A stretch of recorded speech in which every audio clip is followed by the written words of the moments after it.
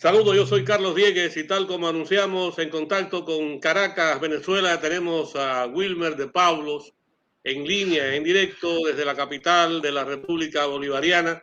Y bueno, antes de saludarte, debo hacer una introducción, porque también estamos juntos con Cuba Información, con Tesoro Internacional, igualmente con Martianos y por supuesto con Radio Miami Today. Y no falta la presencia de otros medios de redes sociales en distintos puntos del orbe, sobre todo en Caracas, también en Moscú, en Brasil.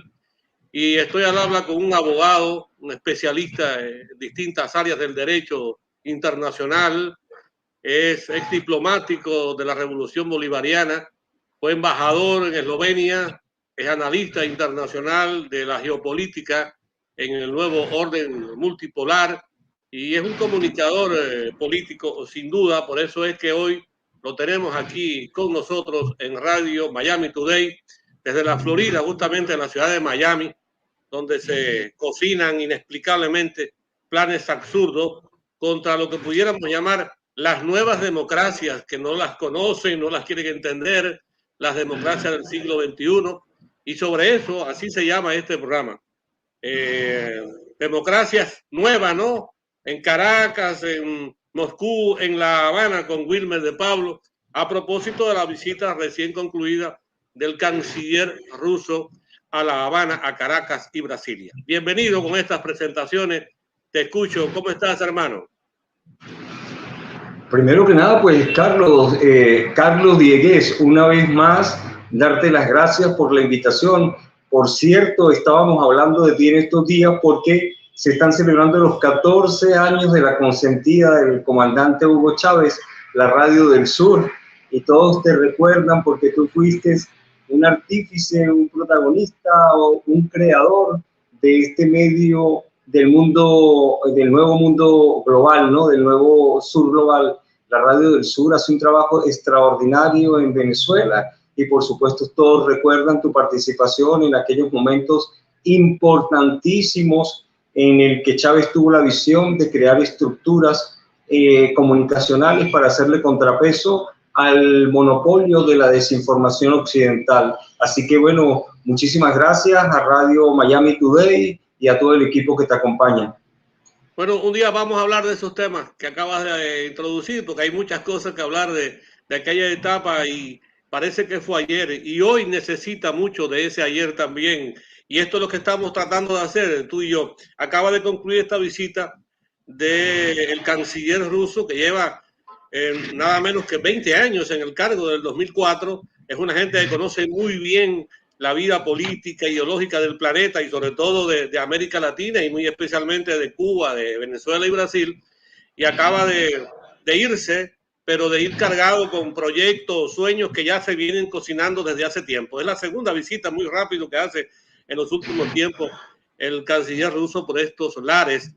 Pero bueno, vamos a comenzar con tu interpretación desde Caracas y después hablamos del tema de Cuba y de Brasil. ¿Te parece bien? Muy bien. Bueno, es importantísimo resaltar los aspectos a los que hace referencia, ¿no?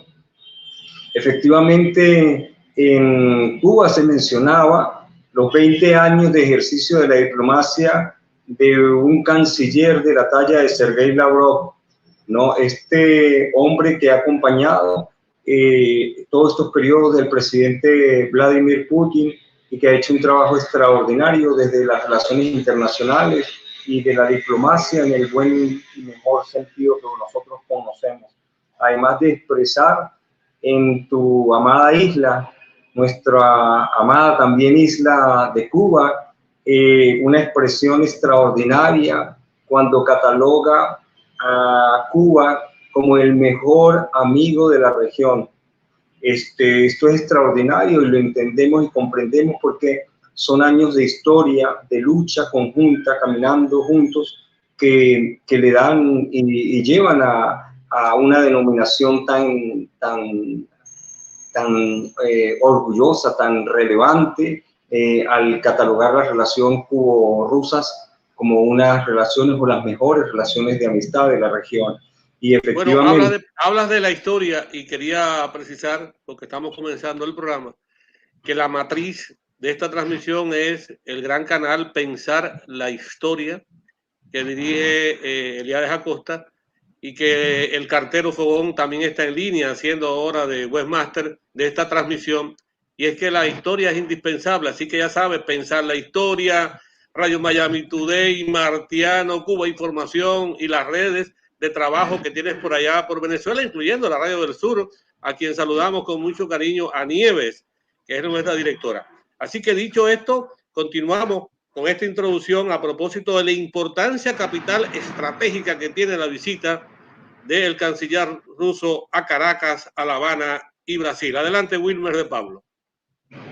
Sí, efectivamente vimos la llegada del canciller Lavrov a la isla de Cuba y luego, por supuesto, allí se reunió con su par, el canciller Bruno Parrilla, y luego con el presidente Díaz-Canel, y hicieron un balance sobre las relaciones bilaterales importantísimas y extraordinarias, además de expresar públicamente que espera el ingreso de Cuba al BRICS, y esto realmente es extraordinario. Además que la posición geopolítica y estratégica de la isla, de su pueblo, que acompaña siempre los proyectos de la patria grande América Latina, que acompañan también a Venezuela. ¿Cómo no? Ahora, concretamente, porque desde 1900, digamos, a principios del propio siglo, del siglo pasado y después, posteriormente, a mitad del siglo XX, hay una historia que une a América Latina con Europa, pero con países muy específicos. Y entre ellos está Rusia. Y tú hablabas hace un momento de la historia. Esto es una historia realmente centenaria. No tiene que ver solamente con una ideología, sino tiene que ver también con una cultura social de unidad de los pueblos. Tú que eres un hombre también de la historia, ¿qué piensas?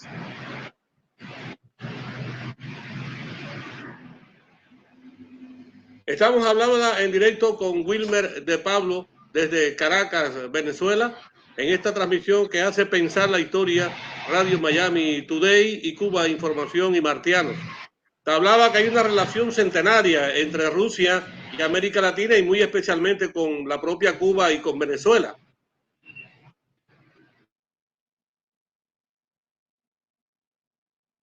Bueno, parece que tenemos dificultades con la transmisión que estamos realizando en directo, en vivo, en estos momentos, desde Caracas, con el ex diplomático Wilmer de Pablo, y sobre la importancia que tiene la visita que acaba de realizar el canciller ruso a ese país.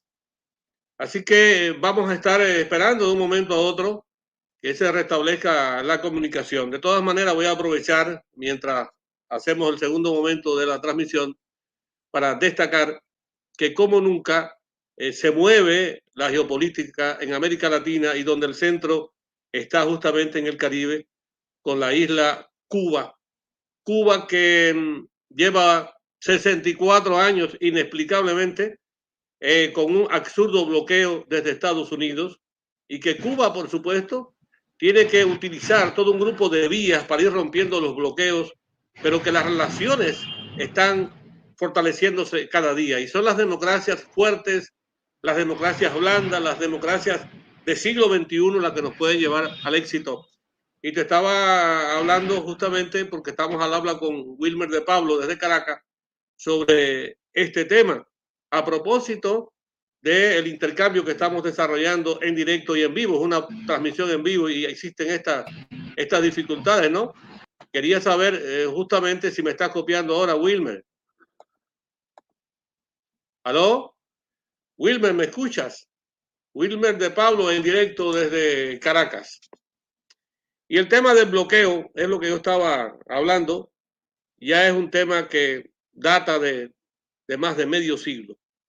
Y siempre se ha buscado una relación superior de intercambio con otros países. No se ha logrado con Estados Unidos, excepto en la era de Obama, que hubo efectivamente una relación.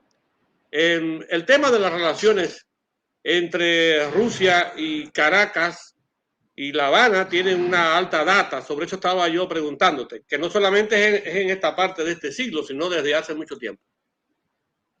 Sí, claro, Venezuela tiene una relación de 78 años, relación bilateral que se hizo muy fuerte a partir de la llegada del comandante presidente Hugo Chávez en los 20 años anteriores, desde el 2004 hasta la fecha. Las relaciones bilaterales entre la Federación Rusia y Venezuela nos permiten hoy hacer un balance de más o menos 340 instrumentos de cooperación en 20 áreas estratégicas de cooperación, y de esto tuvimos la oportunidad de hacer un balance conforme al propio verbo del canciller Iván Gil, cuando desde la Casa Amarilla, su despacho, se reunieron las dos comisiones. Recuerda que Venezuela y Rusia tienen una comisión de alto nivel, y esta comisión de alto nivel se sienta a hacer los balances respectivos. Hace 9 meses tuvimos la visita reciente del canciller Lavrov, y por supuesto este acercamiento nuevo que nos permite hacer los balances correspondientes en el marco de la diplomacia cultural. Son muchísimos los temas que se manejan en ese frente de la cultura, que están referidos por supuesto a educación, que están referidos por supuesto a deporte, que también están referidos a una materia muy importante, que es la materia de turismo, que normalmente creemos que es de la diplomacia económica, pero que realmente es de la diplomacia cultural. Además de esto, por supuesto, tenemos el otro frente, que es el de la diplomacia económica, y allí, por supuesto, se revisan todos los instrumentos vinculados al tema financiero, al tema energético, al tema de los proyectos que se tienen de astrología, y además de eso financieros, el tema de las monedas, el tema de los intercambios de energía. Pero más allá de eso también tenemos otro frente muy importante, que es el frente de la diplomacia parlamentaria o la diplomacia política. Hemos visto la reciente visita que hizo el doctor Jorge Rodríguez, presidente de la Asamblea Nacional, a la Duma, que fue recibido allá por sus pares del Congreso o del Parlamento, podríamos decir. Y hemos visto además que el canciller siempre en sus acercamientos a Venezuela tiene reuniones con la vicepresidenta, con la doctora Delcy Rodríguez, y con el propio presidente de la República, a quien en su actuación de vocero oficial del presidente Vladimir Putin trae los mensajes de orden estratégico. Pero más allá de estos 3 frentes, está también el frente de la diplomacia, de, para y con los pueblos. Es una diplomacia novedosísima que hemos aprendido de Evo Morales, que hemos aprendido de Daniel Ortega, y que por supuesto aprendimos del comandante Chávez, que nos enseñó que en el ejercicio de las relaciones internacionales, en el ejercicio de la diplomacia bolivariana de paz, como nosotros la llamamos, no puede estar desafectada de los pueblos. ¿Por qué? Porque nosotros vemos en el contexto, sobre todo en el contexto latinoamericano, cómo el hecho comunicacional de Occidente, es decir, sus corporaciones de la desinformación, sus laboratorios de guerra negra, sus anclas, todos operan para manipular, para tergiversar, para cambiar la voluntad de los pueblos a través de la comunicación. Y es fundamental en los pueblos, en todos los sentidos, en todas las organizaciones de América Latina y del mundo, porque la comunicación, este hecho tan importante, esto a lo que tú y yo nos dedicamos desde la comunicación política, es un arma fundamental para hacerle contrapeso a la hegemonía occidental de la que nos habló siempre Samir Amin antes de partir, cuando nos enseñaba acerca de los monopolios del capitalismo. Bueno, no hay dudas, estamos al aire en directo desde Pensar la Historia, Radio Miami Today, Martianos y Cuba Información, al habla con Wilmer de Pablo, ex diplomático de la Revolución Bolivariana en Eslovenia, pero también un analista político que usted lo pone en Google y aparece inmediatamente sus análisis bien atinados. Mira, te debo de leer muy brevemente aquí un titular que sale precisamente de Europa, que dice: Lavrov fustiga a Estados Unidos al comenzar en Cuba una gira por América Latina.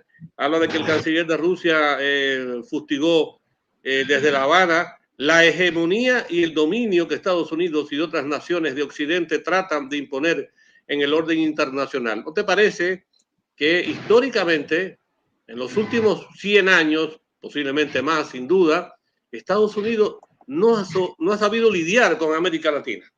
Y eso que son vecinos, que son pueblos y naciones. Y entonces, ¿qué tiene que hacer América Latina y sus pueblos? Irse allende los mares a intercambiar. Quería escuchar tu opinión.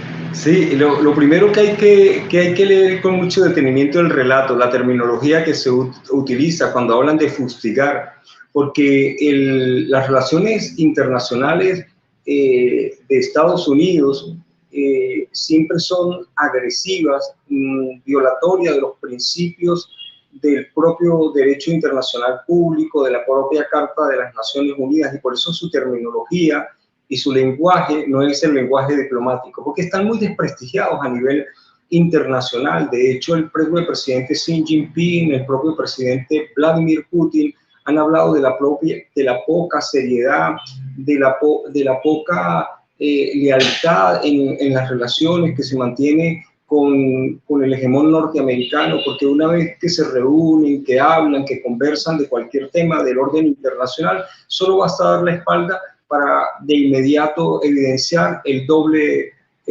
rasero en su actuación de la diplomacia. Y no es de extrañar que estos titulares, que responden, por supuesto, a lo que decíamos hace un momento, al monopolio de la desinformación occidental, para predisponer, por supuesto, la psiquis del colectivo a nivel latinoamericano y mundial. Pero ese propio titular, Carlos, pone en evidencia que América Latina es un territorio en disputa.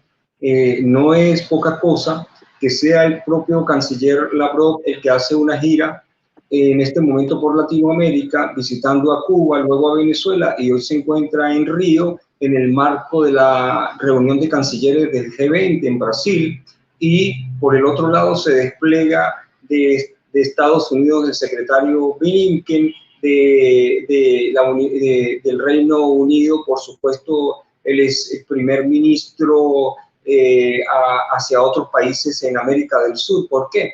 Porque allí en el hecho comunicacional hay un contrapeso de poderes, ¿sí? Pero recordemos que después de cada gira del secretario Blinken, como la reciente gira que hizo en el Medio Oriente, en la que visitó 5 países con el supuesto relato comunicacional al que hacían ellos referencia, haciendo los mayores esfuerzos por terminar el conflicto en Gaza, y apenas salió, se empezaron desde allí a bombardear países. Pero además de esto, lo más contradictorio es que en cada una de las actuaciones de Naciones Unidas, del Consejo de Seguridad, cuando se plantea el cese de la hostilidad, de fuego hacia los hermanos de Palestina, hacia la Franja de Gaza, de inmediato Estados Unidos levanta el veto con la única intención de no permitir que se pare la guerra. Entonces, nosotros podemos hacer un símil, un contrapeso de lo que significa,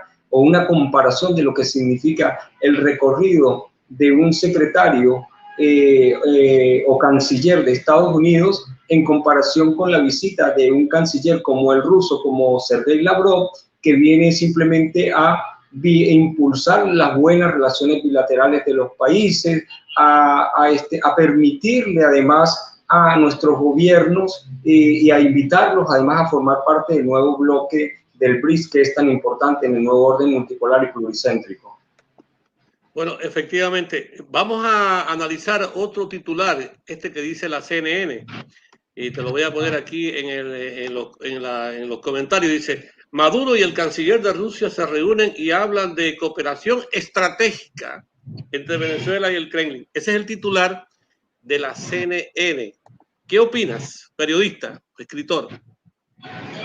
Efectivamente, la relación de Venezuela con Rusia es una relación en el orden de las relaciones bilaterales estratégica. ¿Por qué? Porque nos unen 78 años de relación, 20 años de consolidación y acompañamiento, pero además de esto, Estados Unidos, Rusia y Venezuela son adversos a la política de las relaciones y la diplomacia norteamericana, que pretendiendo chantajear nuestras economías impusieron medidas coercitivas unilaterales. En el caso de Rusia son más de 16.000 medidas, en el caso de Venezuela son 930, utilizando por supuesto el dólar, utilizando el sistema SWIFT, utilizando el bloqueo económico, ¿no? Para que no llegue comida, para que no llegue farmacia, para que no llegue energía a nuestras economías,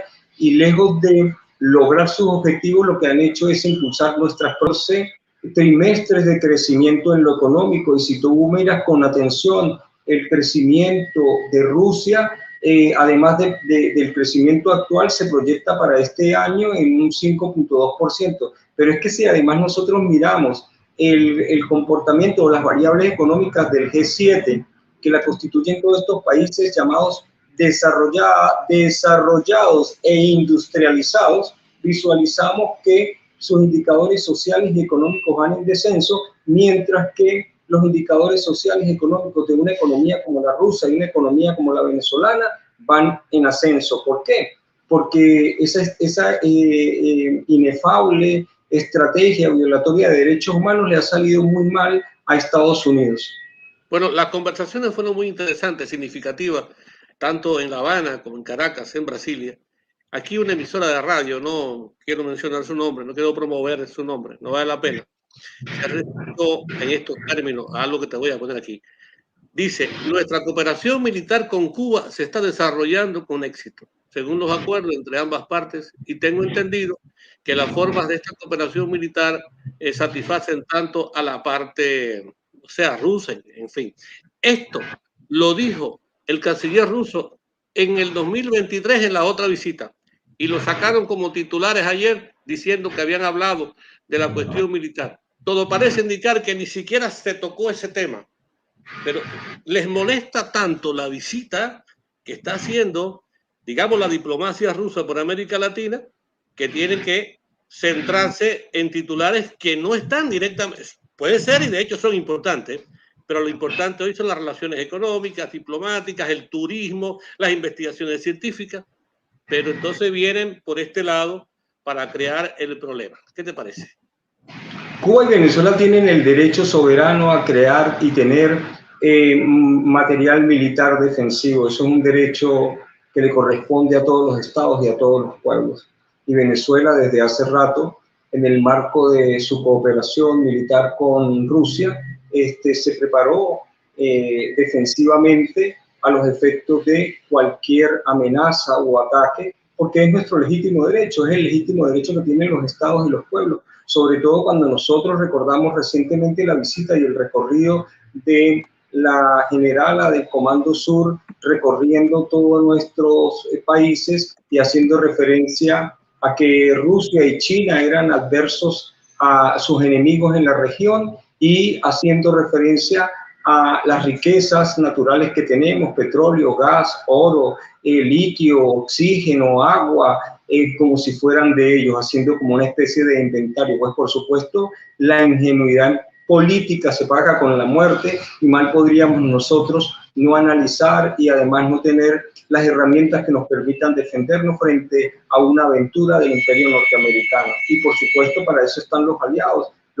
como Rusia, los aliados como China, y por supuesto los aliados que formarán parte de nuestra coalición en el momento en que ingresemos al BRICS. ¿Por qué? Porque en este momento somos miembros, somos socios del BRICS, actuamos como en honor a la verdad como miembros plenos, pero debe formalizarse este año el ingreso de Venezuela y de otros países, como lo acabamos de ver recientemente en enero, el ingreso de 5 países al BRICS Plus. Está muy preocupado si hay o no cajeros automáticos de dinero ruso en Cuba, si se están utilizando en Venezuela, en fin. Pero nunca se preocuparon de crear condiciones económicas y de un comercio sano entre el norte y el sur desde hace cualquier cantidad de tiempo, y en los últimos años, en la última década, todo el mundo sabe el reforzamiento respecto al bloqueo de Estados Unidos a Venezuela, el recrudecimiento del bloqueo a Cuba, más 243 medidas de Donald Trump. Entonces están preocupados ahora si vienen turistas rusos, si vienen turistas chinos, si van a poner cajeros rusos, con qué objetivo lo van a hacer. Nunca nadie se ha preocupado si va a haber o no comercio, y si el barco ese que llega de Argentina a La Habana, o llegaba, no puede en 6 meses venir a Miami. Nadie se preocupa de eso. ¿Qué opinas? Claro, volvemos otra vez al punto inicial. Recordemos los monopolios del capitalismo, o el capitalismo del que nos habló Samir Amin. Es que nunca me canso de citarlo, porque es que allí se encuentra la raíz de todo esto. El monopolio de la desinformación, el monopolio de la banca y las finanzas, el monopolio de los recursos naturales, el monopolio de las tecnologías y el monopolio de la guerra y del arsenal nuclear. Cuando estamos hablando de la preocupación que tienen, porque, por ejemplo, en Venezuela ya se maneja la tarjeta MIR. La tarjeta MIR es el mecanismo que le permite, financiero, que le permite a todos los rusos que llegan, por ejemplo, a la isla de Margarita en virtud de un convenio bilateral de turismo con vuelos directos a la isla, hacer los pagos correspondientes y sus transacciones financieras sin utilizar, sin depender bajo ningún concepto de otra de las armas de guerra utilizadas por el imperialismo norteamericano, que es el sistema SWIFT. ¿Por qué? Porque Rusia creó su propio sistema. ¿Y qué es lo que se está haciendo? ¿Y qué es lo que se visualiza en el nuevo orden multipolar y pluricéntrico? La creación de sistemas regionales, nacionales, que luego se van a ensamblar regional y mundialmente en este nuevo orden multipolar y pluricéntrico. Estamos hablando del sur global, que definitivamente deja de lado el sistema SWIFT. La intención, nunca ha habido la intención de atacar el sistema SWIFT. Lo que se están creando son nuevos sistemas que permitan acabar con esa hegemonía monopólica que siempre nos sumerge y nos impide hacer todo tipo de transacción cuando le somos adversos al imperialismo norteamericano y a sus satélites en el resto del mundo. Bueno, no hay duda, y se está hablando también de la reunión de los ministros de Exteriores de los países miembros del G20. O sea, se ha hecho todo un grupo de informaciones de mucho interés. Se habló también del discurso en vivo que estuvo en Brasil Lavrov. Y el hecho de que Rusia establezca también relaciones con quien quiera es también una muestra de la libertad que tienen todas las naciones.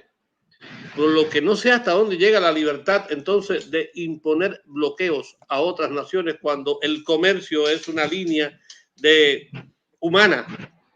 Cuando se cierra el comercio se cae entonces en la violación de los derechos humanos. ¿Qué opinas? Sí, lo primero que hay que recordar es que el nacimiento del grupo G20 fue en el año 2008. Recordemos que en el año 2008 Estados Unidos se enfrentaba junto a sus aliados a una de las peores crisis financieras que ha tenido, y que fue en razón de esta gran crisis que los países desarrollados, incluyendo por supuesto los países hoy del BRICS y el G7, forman parte del G20. O sea, allí están sentados los cancilleres de uno y otro modelo. Es decir, allí tenemos en esta reunión de cancilleres a los modelos que se encuentran en conflicto y en disputa. Pero recordar que en principio el nacimiento del G20 fue por elementos o por condiciones esencialmente económicas y financieras. Ahora bien, nosotros podemos visualizar en el marco de esta reunión que se celebra en Río, que más allá de lo económico y financiero nos encontramos frente a un G20 que aborda temas de la geopolítica, es decir, que asume un nuevo rol en el contexto mundial, y por eso allí visualizamos que se tocan los temas que en el tapete pudiéramos decir el tema de Palestina, el tema de Ucrania, ¿sí? El tema incluyendo el tema de la Guyana Esequiba, entre otros temas. Pero ha sido un espacio extraordinario porque le ha permitido al canciller Lavrov reunirse con la canciller de México, Alicia Bárcena, con la canciller de Bolivia, que recientemente estuvo aquí en Venezuela, con el canciller de Paraguay, y además con el canciller de Brasil y por supuesto con otros cancilleres de otras partes del mundo. Entre eso vale la pena resaltar el canciller de Egipto, porque recordemos la importancia que reviste en el Medio Oriente, sobre todo para los musulmanes, este encuentro del canciller con el gobierno de Egipto, que es clave, fundamental en el tema del conflicto con Palestina. Bueno, hay una frase que la tengo aquí, te la pongo de inmediato, que es justamente del canciller ruso en este evento. Ahí está. Dice que Washington determina toda la política occidental y todos los demás la cumplen con obediencia, como vemos en muchas direcciones diferentes, dice el canciller ruso hace apenas unos instantes. ¿Qué opinión te obedece estas expresiones? Sí, lastimosamente nosotros, como lo decía la propia vicepresidenta, citando aquella frase célebre de los perritos que le mueven la cola al imperialismo norteamericano. Acabamos de ver la entrega de un avión del gobierno, del pueblo venezolano, el avión de Entrasur, por instrucciones del gobierno hacia el gobierno de Argentina, Milei, aun cuando ni siquiera la decisión del Tribunal Supremo argentino se encontraba firme. Eso es una muestra simplemente de subordinación, de colonialismo, neocolonialismo. Pero es que además de esto acabamos de ver la casi entrega de la supuesta chatarra que se encontraba en Perú cuando Daniel Noboa tuvo la intención de entregar arsenal militar a Ucrania producido en Rusia. Y fue allí cuando el Kremlin, la Duma, revocó los instrumentos de importación de banana o de plátano, como lo llamamos aquí, hacia Rusia, lo que es un golpe tremendo a la economía ecuatoriana, porque como sabemos es un gran exportador del banano, y además de esto Daniel Noboa y toda su familia son unos potentados de las industrias que se dedican a la exportación del banano y que tuvo que de alguna forma recular, como lo diríamos. Pero también hemos visto todo el chantaje hacia Perú con la dictadora Boluarte, con Dina Boluarte, y también hemos visto las pretensiones o las actuaciones, por ejemplo, recientes del presidente de Uruguay, haciéndole el juego comunicacional a Estados Unidos, y de inmediato le fueron otorgados siendo contratos a los que hizo referencia, por supuesto, la vicepresidenta Delcy Rodríguez. No es de extrañar, por supuesto, que no es en vano el foro que se acaba de celebrar en Moscú en relación con lo que se conoce como colonias y neocolonias, que son términos que creíamos abolidos, pero que además lo acabamos de ver ratificado en el comportamiento de los países que hoy han sacado a Francia, de sus economías, que por supuesto Estados Unidos quiere sustituirla. Entonces ahí estamos en presencia de colonias y neocolonias al servicio del imperialismo. Venezuela jamás se subordinará. Venezuela es soberana, independiente, y por supuesto jamás será colonia ni neocolonia de imperio en decadencia alguno. Bueno, estamos ya en la recta final de esta conversación. Nos queda todavía un resumen, tu punto de vista sobre esta visita que acaba de desarrollar el máximo representante de la diplomacia rusa, Sergei Lavrov. Como hemos dicho, ya tiene más de 20 años como canciller, conoce muy de cerca toda la actividad política, diplomática, de los movimientos, digamos, del mundo de las democracias aquí en América Latina. Por eso hablábamos de democracias del siglo XXI, porque todavía existe el pensamiento de destruir por parte de los adversarios la revolución ciudadana, todo esto que acerca a los pueblos. Tú hablabas de las diplomacias pueblo a pueblo, porque cuando se desarrolla el turismo entre las naciones, esa es una relación de tú a tú, donde la gente intercambia, incluso van a los hogares de los otros, intercambian una cachapa, no sé, el caso de Caracas, o una croqueta en Cuba, o un buen congrillo, un potaje, o allá por Brasil, pues la fabada famosa. En fin, yo creo que es muy importante que esa relación entre los pueblos persista, y eso les molesta porque lo ven todo como una entrada de dinero y de economía. No, es un intercambio bioenergético, de recursos humanos, de experiencias humanas, de una globalización lógica, extraordinaria y buena para los pueblos. ¿Qué piensas? Claro, y por eso es que son tan atacados del foro de Sao Paulo y las reuniones de Puebla. ¿Por qué? Porque ellas concentran, ¿sí?, las organizaciones más importantes de toda América Latina, donde confluyen nuestros pueblos, la expresión de nuestros pueblos, que normalmente acompañan nuestras actuaciones ante Naciones Unidas, las cumbres, los foros más importantes, porque de Chávez, de Evo y de Daniel aprendimos que la diplomacia de, con y para los pueblos es fundamental. Si nosotros somos capaces de entender que no hay defensa posible sin visión geopolítica y desde el análisis que nos corresponde, desde el análisis internacional de la geopolítica, no bajamos el lenguaje, lo hacemos más llano, transparente y potable posible para que nuestros pueblos tengan conocimiento, es más, para que nuestros pueblos se apropien del conocimiento, que es lo que les permite a ellos tener conciencia clara y no dejarse manipular y poder discernir frente a las situaciones que se presentan en el orden internacional.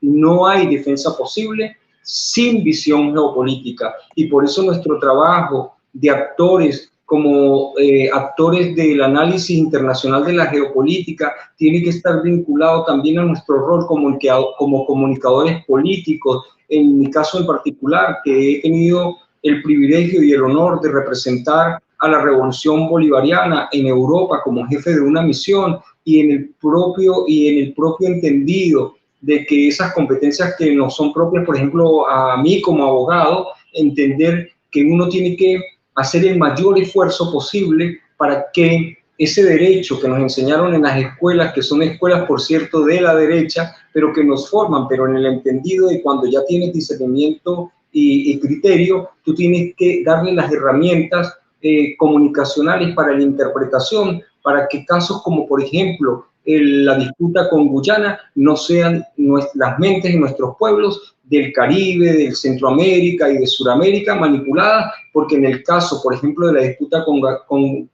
Guyana, con la República Cooperativa de Guyana, nosotros tenemos que tener claro que el objetivo fundamental es colocar una base norteamericana aquí, porque entendemos además que toda Colombia, no son ni 6, ni 7, ni 9, toda Colombia, a través de la violación de propios criterios constitucionales y a través de unos memorándum fraudulentos, han convertido a Colombia en una plataforma militar hacia el sur. Nosotros no podemos permitir que se cierre la llave, que se cierre la tuerca, en el sentido de que coloquen hacia el lado oriental de nuestro país otra base militar. Tenemos que despertar la conciencia de los pueblos. Entonces, finalmente, positiva la visita de Lavrov a Caracas.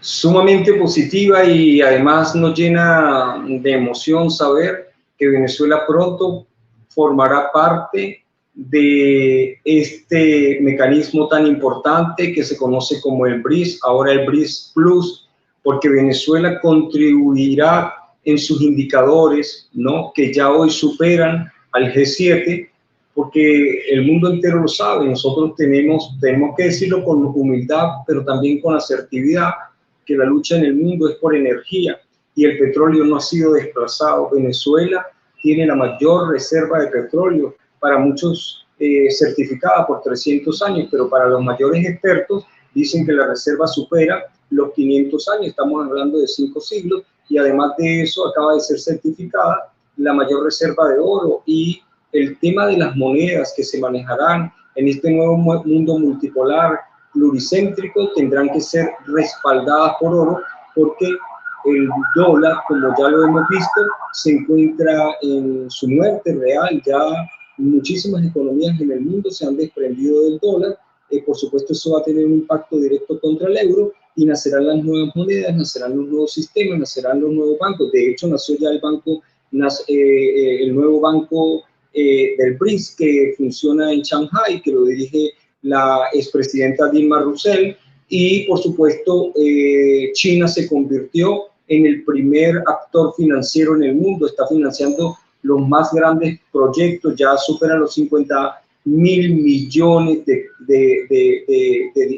créditos puestos en el mundo, y entonces estamos muy contentos porque uno de los mensajes más importantes es que Rusia, en su condición de presidente del BRICS, el presidente potémpore del BRICS, está haciendo los mayores esfuerzos para que Venezuela forme parte de él, al igual que otros países que han formalizado su ingreso al BRICS.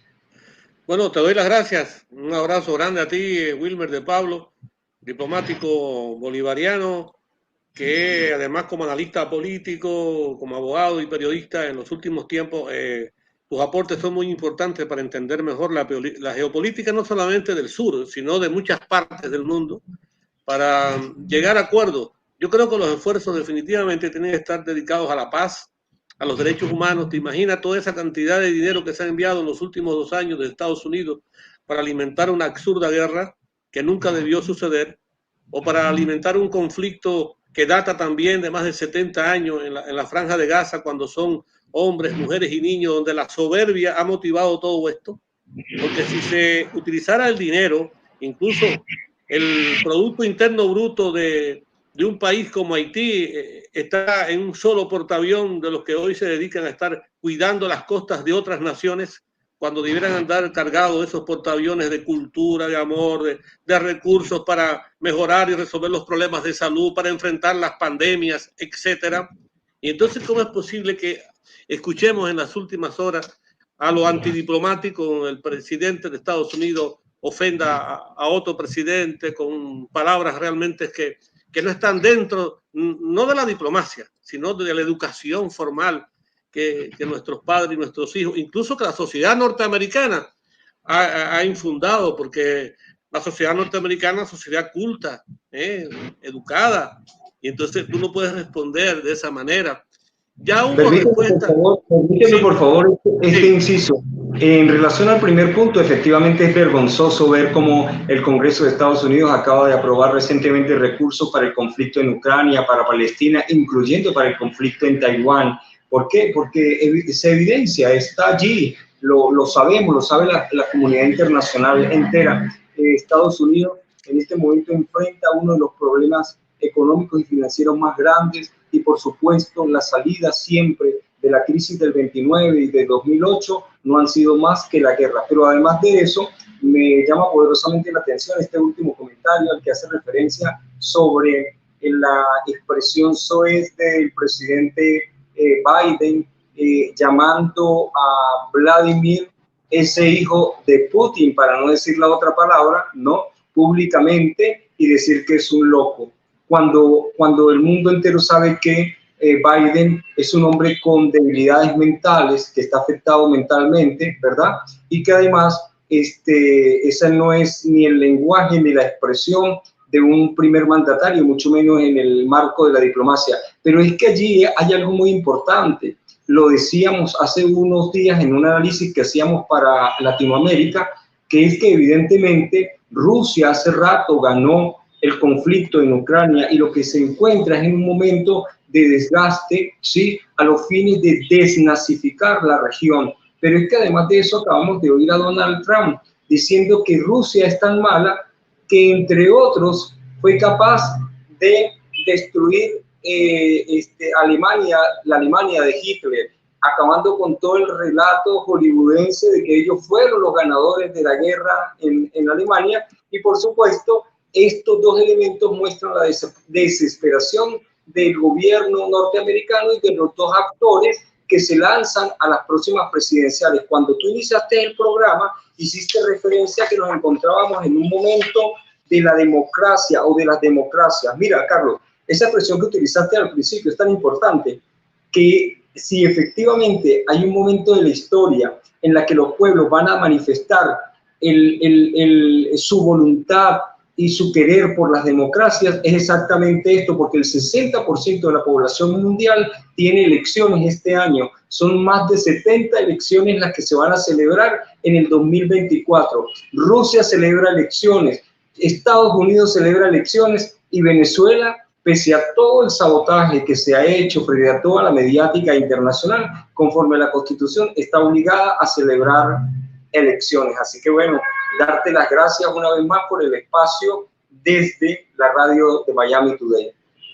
Hay que decir, mira, Putin recordó hace unas horas que anteriormente había dicho que la victoria de Biden en las elecciones estadounidenses era preferible para Moscú. A juzgar por lo que ha dicho, dice Putin, tengo toda la razón, declaró.